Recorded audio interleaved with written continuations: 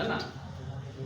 तीना जागा खरीदी बिक्री नहीं है, ये तीना जागा पर मतलब पीढ़ी दर पीढ़ी जो है खेती करने करता छू जाको अमुक सरकार आप यू 10 एकड़ मतलब जो है कांग्रेस भाजपा से औगा उठीन औगा लोडीन आदिवासी अपना हक काजे 10 एकड़ जो है मांगने जीत गया, लेकिन कानून बन गए।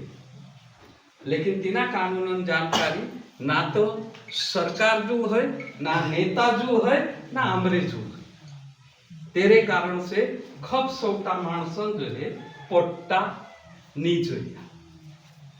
तेरे करता हिमी आपण लगातार बोसणे बात में समझने कोशिश कर रहा कि कानून काय को है अने अधिकार जो है अमुक जोड़तो कि नहीं जोड़तो। अगर अधिकार नहीं जोड़तो कानूनी हिसाब से ते अमुक काय करना तेरे करता मीटिंग बसी एना कानून काजे समझी कतरा माणसों काजे जो है अधिकार नहीं जोड़ियो, काहनो अधिकार नहीं जोड़ियो, व्यक्तिगत नहीं जोड़ियो, सामूहिक नहीं जोड़ियो, सामुदायिक नहीं जोड़ियो, 3 प्रकार अधिकार है ना।